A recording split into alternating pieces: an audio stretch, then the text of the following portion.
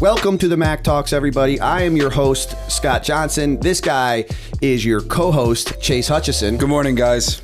Chase, tell the audience and our guest what the Mack Talks is all about. So the Mack Talks is a podcast.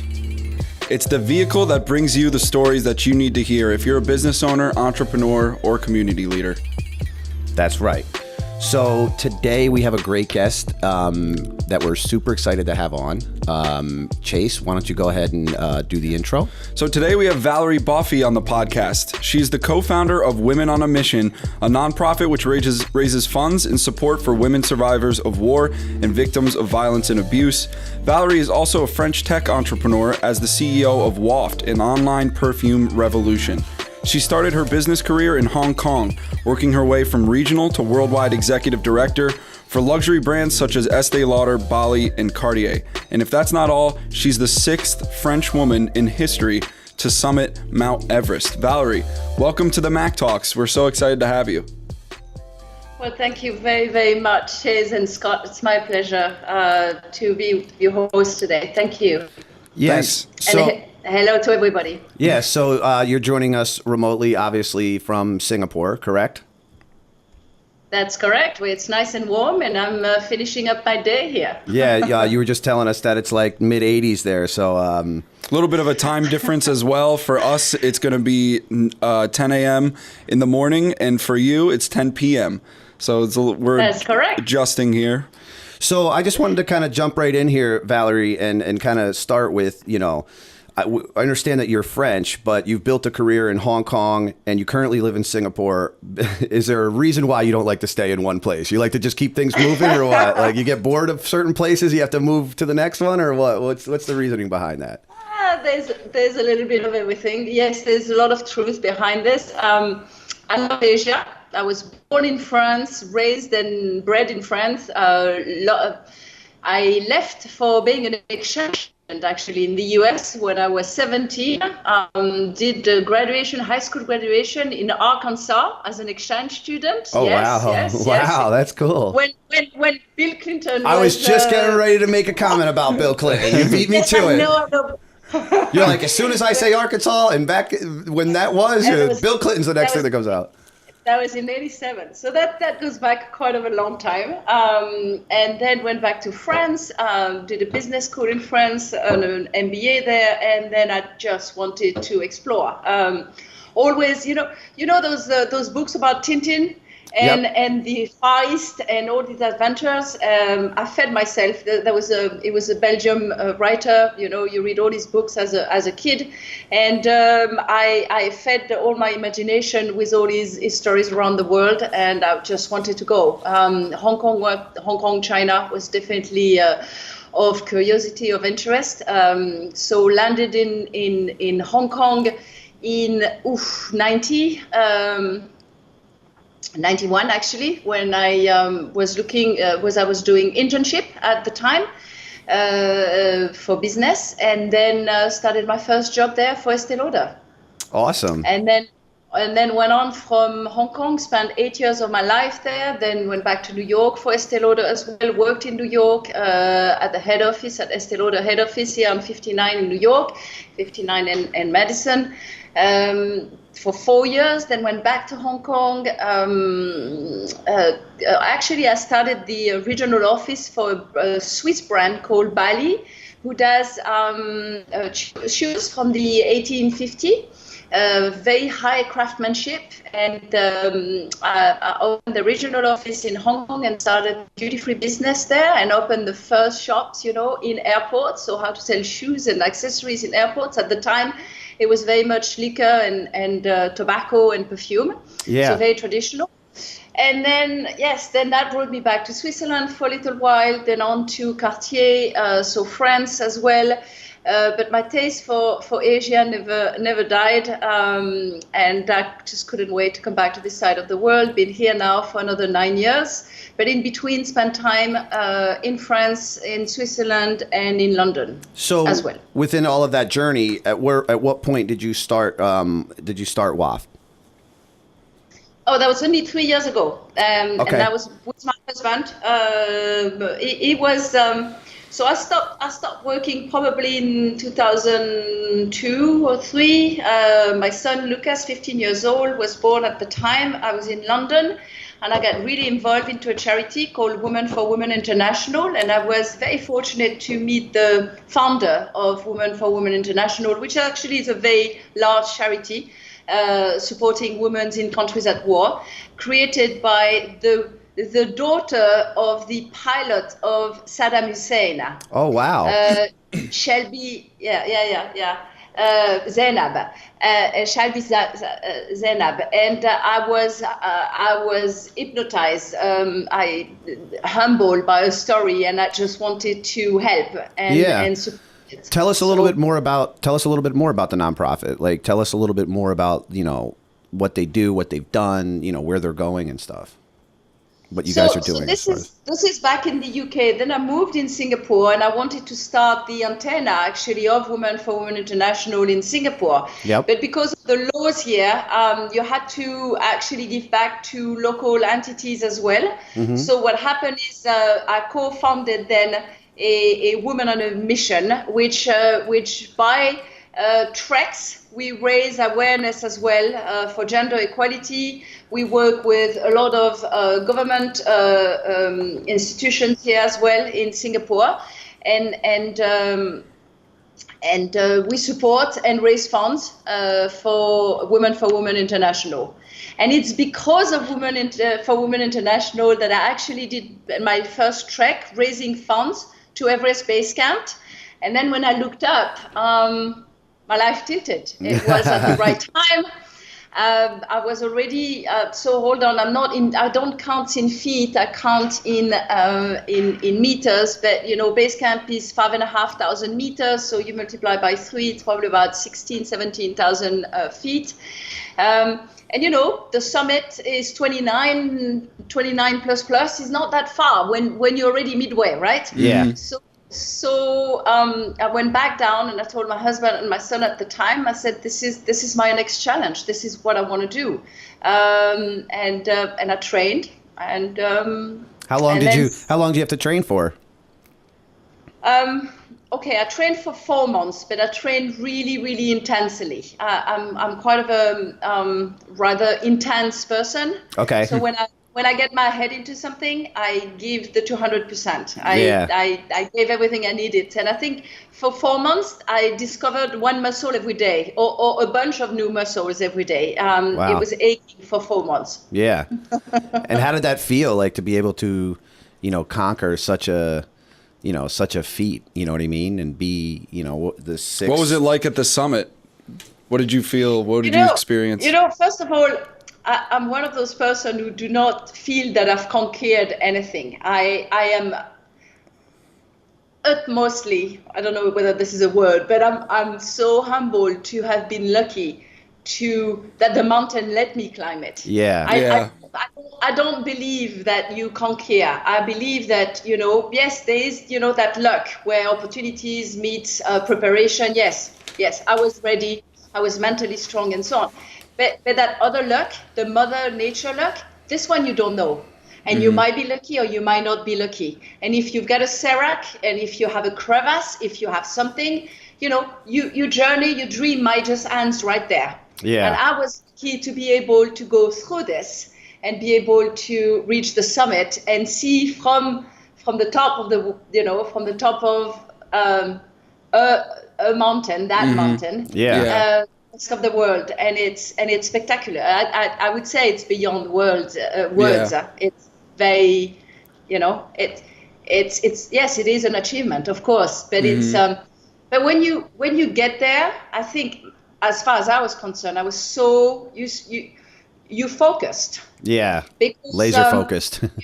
You're laser focused, and you know that Ed Vistur, who is one of the US main climber of these days, that's done the 14 summits and so on, has said something that is really, really important. The summit is only halfway, and once you understand this, you actually you've got to go up, but the most important is to come back down. It doesn't matter to make it up, because most casualties happen on the way down. Yeah. Wow. Didn't and know that's that. really important to remember. The summit is only halfway. And therefore, you stay really focused. You don't just rip off your mask and you're like, okay, I'm up, No, you do what you got to do. You soak in, you sponge in as much as you can. But it's super cold. Okay? Yeah. What were the conditions? -30. Yeah, what were the conditions like? I mean, it's so funny because it just seems like you're almost on another planet. You know what I mean? Because you're just trying to just dig through and you're just scrapping to get to the top, Scott, you where the planes are going through. I mean, you are 29,800 Yeah. feet. I mean, literally the planes fly at 30,000. So you're there, you in the stars. And you spend the entire night walking, just with your little headlamp. Yep. And it's one step and one step and one step. And all you have is that ridge. And you've got, you can't fall right, you can't fall left, you're attached.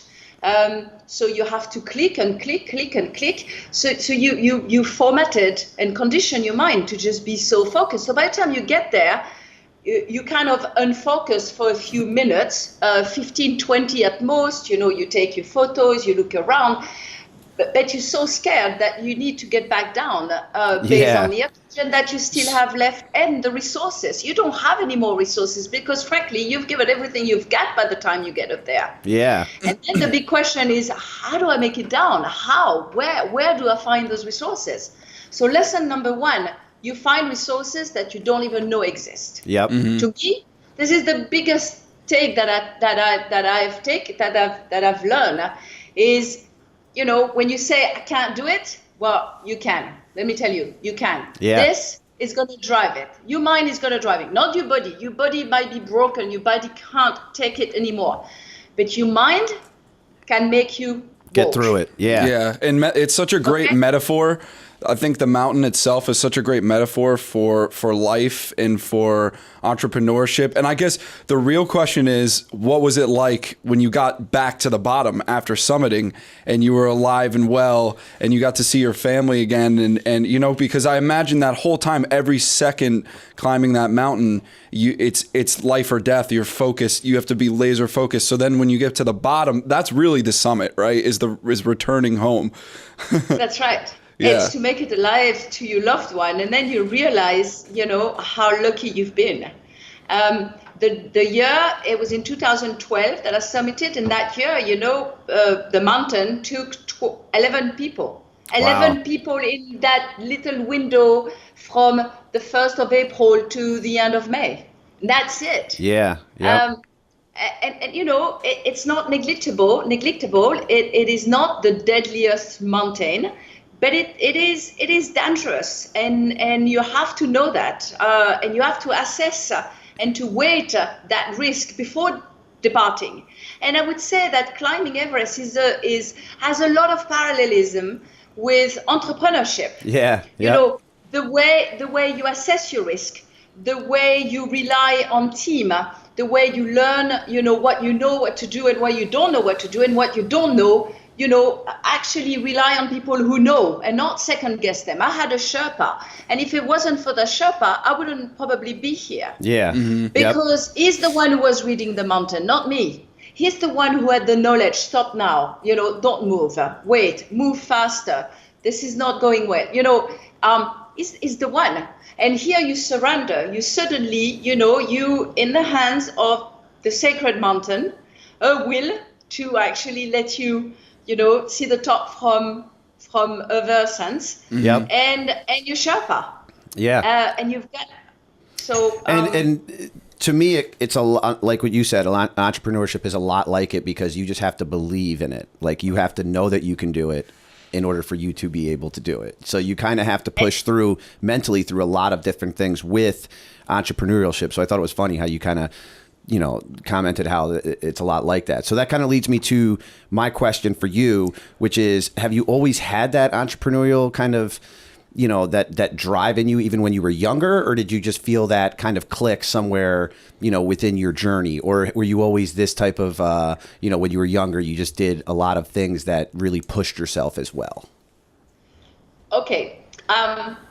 I have done a lot of things to push myself, but never to the entrepreneurship.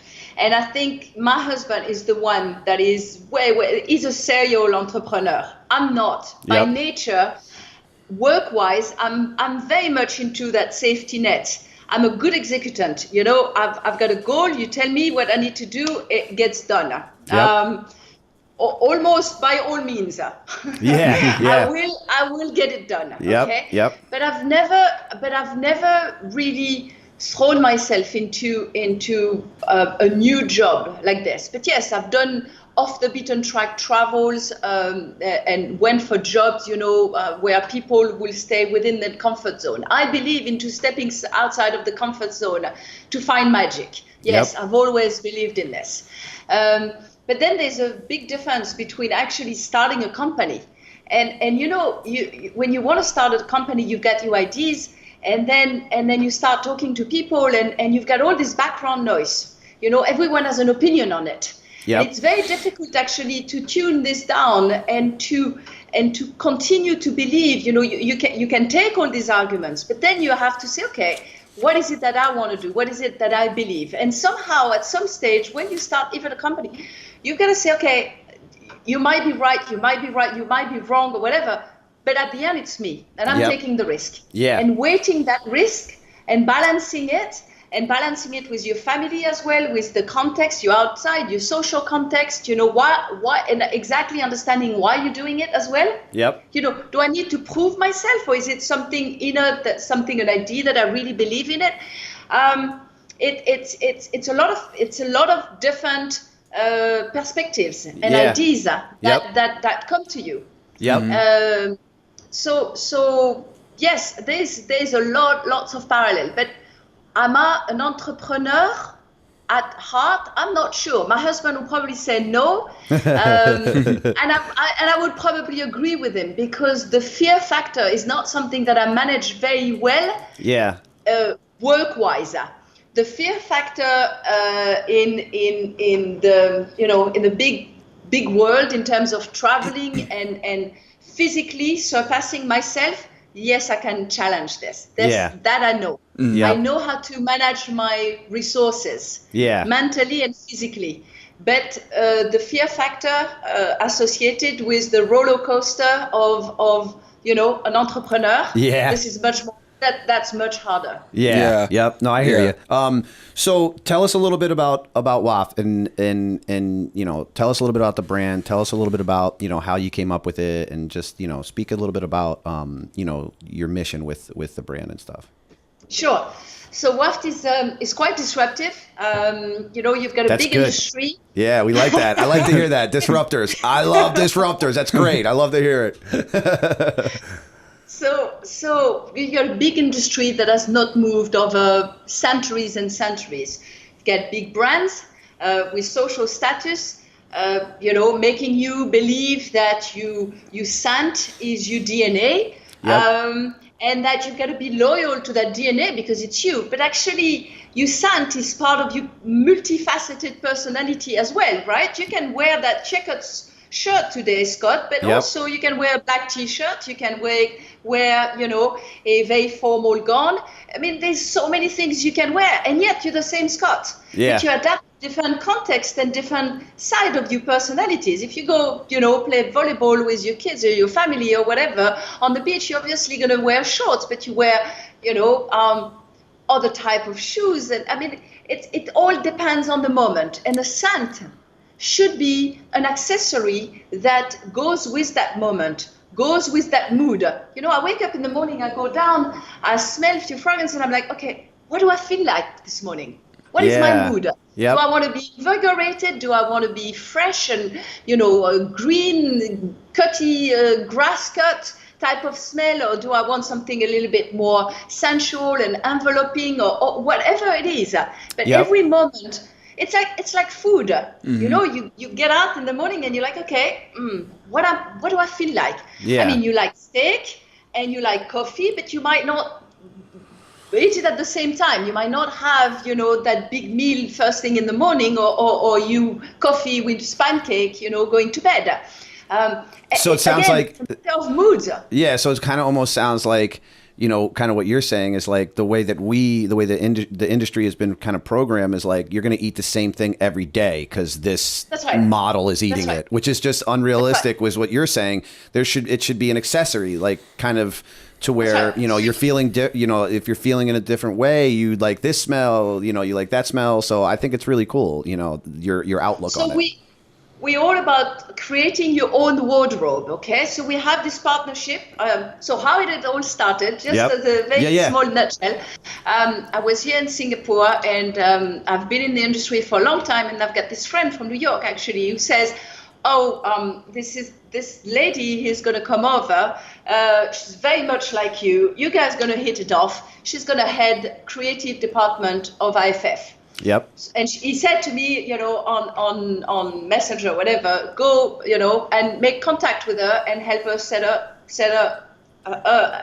in Singapore. Help her set it up with her family in Singapore. So I get in touch with her, and you know, of course, yes, similar personality, very high energy, great vibe.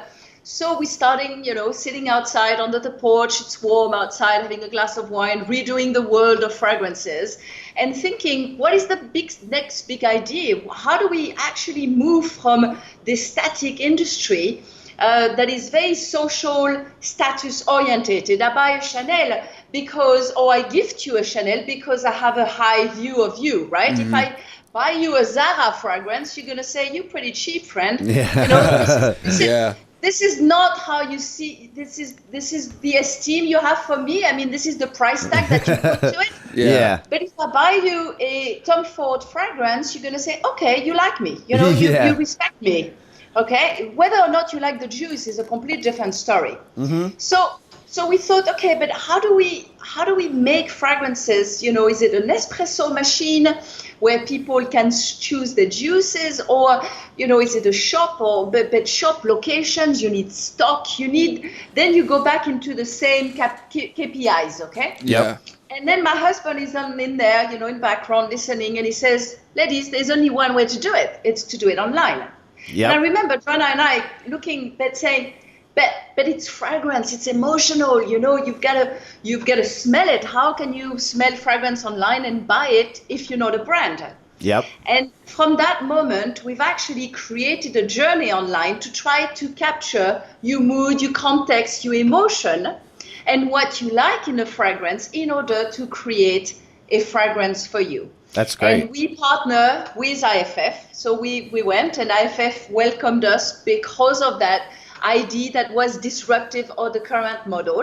Yep. To actually work with their perfumers, and because we gain a lot of margin, because we're not in the traditional cycle of stocking, $99 of the $100 fragrance goes into marketing, advertising, creation, stock, and so on, and $1 goes to the juice. We actually regain quite a lot and say, okay, let's make it the most beautiful, high-quality fragrances with natural ingredients, 100% clean, you know, saturated with beautiful natural oils. Yeah. And made by the top perfumers in the world, but we make it affordable to all. And everyone can go on that journey, create the fragrance. It's unique to you. Yep. And Scott or Chase, I want to gift to you a fragrance. I don't know what you're wearing. You know what I do? I go online, I write a message on the bottle, I write a message on the box. Yep. I sign off, I pay for it. You receive a message from Waft saying, hey, your friend Valerie has commissioned a fragrance for you. Go make it. That's awesome. So I love that. You make your juice, but you remember of me every day because you have me in your bathroom with my little message on it. Yeah. on the bottle, instead of writing a card to you, it's written on the bottle. And it makes it so much more personable versus what, like you were saying, like, oh, I don't think, you know, like, oh, you don't think highly of me because you bought me this cheap perfume. That's right. You know what I mean? It's a much more personable message. It's much more of a connection, a personal connection. And it just kind of all goes together. I think it's such an awesome idea, and definitely a disruptor business. Yeah, and also the experience of creating your own fragrance is fun, right? Like the It's fun. website, the Exactly. website they use to create, and it's almost like you can't get it wrong because you're choosing what you want to do with what the fragrance is meant for. Like you said, it's a journey to create it. So it's a fun user experience as well. I think the website's awesome. It's a journey. Thank you very much, Chase, for saying it. But it's a journey, as you say. It brings back memories of your childhood. What if I were to make a fragrance for that moment because that brings me comfort, or that brings me love, or I remember that person, whether it's my grandmother or this, or the house in the country. And what if I wanted to capture that as well and remember that moment? Yeah. And then choose my ingredients and say, this is me, this is part of me, this is part of who I am, my own DNA, and wear it in moments that you want to wear it. But not something off the shelf while you're going through duty free just to say, hey, honey, here, look, I here's a brought bottle that. of vodka here's some Exactly. jewelry, a bottle of vodka, and some perfume. Duty free style. Thank you. Yeah. That's right. It's personalized. And we started 3 years ago. We enrolled quite a few orders around the world. Now Kent is based in New York. I travel back and forth. I hope to come and see you guys Definitely. in a little while. Yeah, for Yeah. sure.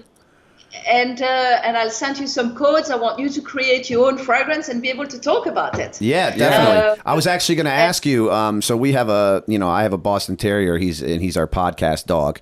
So I'm just wondering, can I make a fragrance for him? Because he kind of stinks. Like he kind of puppy fragrances. I think puppy fragrances are a way of the future. I think the kids and the dogs. That's how you get people.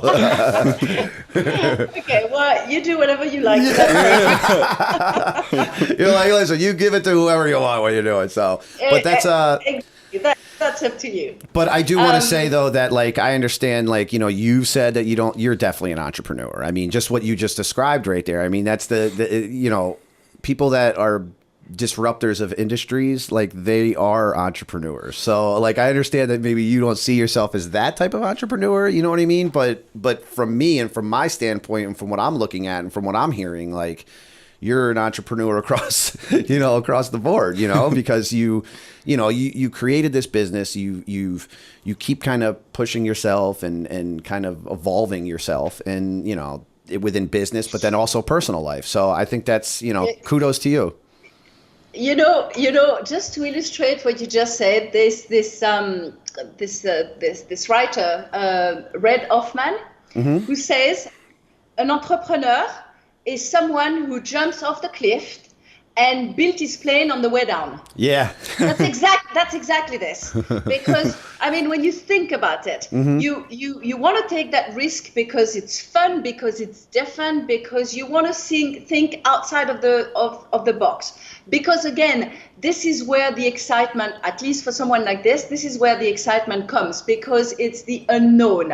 It's the thrill of learning. It's the thrill of trying new things. It's the thrill of being on a sales boat and the wind keeps on changing and you've got to adjust and adapt, and not one day is the same as the other one, right? Yep. But at the same time, you're actually jumping with your faith and thinking, okay, I'm going to have time to build that plane by the time I land. Otherwise, I'm going to crash. Yep. And you've got to be pretty creative to recreate and reinvent yourself as you're going down. Yep. And I think this is how I illustrate it to myself on a daily basis. And there are moments, I'm high, and there are moments I'm less high. Yeah. Oh, I feel, this is hard. It's hard. Have you ever seen the, it's funny because if you haven't seen it, I'll send it over to you because I always love to look at it, but it's like the life of an entrepreneur. It's like this chart, and it's basically you're at the top and you're like, oh, I'm going to do this. I'm going to conquer the world. I'm going to whatever. And then the next day it's like, what am I doing? How did I do this? Why did I do this? How am I going to get out of this? And it's just this constant, and you have to try to be even keeled with it and stuff. So it's kind of, go ahead. But in a way, this is a heartbeat. This is how you live. It's up and down. Tutum, tutum, tutum, tutum. This is that what makes you, click. Yep. That what makes you vibrate and feel. And feel alive. And yes, to all entrepreneurs out there, for all the bad times, you've got the amazing moments of achievements, of little battles that you win. It's like, yes, or lessons that you've learned. by saying, okay, I got it. I've made that mistake. I'm not going to make it twice. Now I get it. Yeah. Okay, next. And next. the small wins eventually start leading to big wins, you know, because you got to mount all the small wins to get to the big ones. And then when you start doing that, that's how you really further yourself. But you have to break it down into the smaller stuff first. Yeah, and there's this guy, this entrepreneur that Scott and I both follow, Gary Vee. And I think he said it best when he said that an entrepreneur has to have macro patience and micro action. So you have to be very patient and you got to see the bigger picture in the long run, right? But you have to be quick and constantly be doing things and achieving and accomplishing tasks and goals. And that's what, you know, to me, that's what it is, you know? Absolutely. I agree with that. And trust me, patience is not one of my greatest strengths either. So I get that. All right, Valerie. Well, thank you so much for coming on. We are actually at the part on our show where we do one question from Kev, the intern. So he's going to come in and throw you a fastball. No, I'm just kidding. He doesn't throw fastballs. He gives great questions. So before we close it out, Kev's going to come give us the one question here. Go ahead, Kev. Hi, how are you? Hi, Kevin. So you climbed Mount Everest, and I was thinking to myself, like, what's a feat that, like a physical feat, or through business, or through charity, what's a feat that you haven't reached and want to reach in the future? Ooh, Kev. See, he comes up with those good questions. Damn. Yeah, he always comes does. up with those good questions. He brings in the heaters. He's just sitting back there. See him? He's just sitting back there waiting, stewing, working up that question. So what do you got? What's something that you're kind? Because when you talked about Everest and you said like it wasn't like I've achieved this major thing. It was like I did it, and then you sound like, well, now I'm going to move on to the next thing. So, what's next? Like, what is that? With inside of your career, maybe. I don't know whether it's inside of my career. I mean, Everest is a big deal. It was a big deal, and I'm of course deeply proud of it. But then you learn things about yourself that makes you want to learn other things or give back. One thing that I did is on the descent from Everest, I started that charity. That for me was very important. I realized how fortunate and lucky I was, and I said really humbly, I was ready to give back and say, okay, now I'm gonna create with my two co-founders. We're gonna make those incredible trips for women. Yep. To go as a mean to raise funds, and these funds will help change lives of other women, because I was fortunate to live my dream. Now I want to leverage this and help other women to live their dreams. Women who do not have a voice, women who live in countries, where human rights does not exist, or are subject to violence, domestic violence. And domestic violence is basically ignorance. It's not, it's a culture that is repeating itself, and nothing has been broken. And it's not just the males, it's not his fault per se. He hasn't been educated to think otherwise. So it's really interesting. As part of this, I was lucky to go to Rwanda and work with, women and families on the back of the genocide, and understand, culture as well. And it's so interesting, and you want to do so much more. Yeah. And I think for me, my next step is really, we raised $1 million in Singapore over 7 years. Great job. It's not huge, but it's not nothing. Yeah. It's something, and we know we've changed the life of thousands of women. And I think this is where I'd like to dedicate more of my time going forwards after Waft, obviously, but Waft is very much in my heart at the moment, and I'm completely in it. Yeah. But sounds like that's it seems like your foundation and stuff is like your passion as far as helping, like giving back. I want to give back. Yeah, exactly. Exactly. I'm a lucky girl. I was born at the right place. I was educated. I got a lot of things, that was offered to me. And I think, and I've managed to realize, some of my biggest dream, have a wonderful family, healthy children, live in great places, find a lot of things emotional. it's time to give. It's time to give back. I'm happy with that. Great answer. I think that's awesome. I think that's really awesome. So can't wait to see you when you come to New York.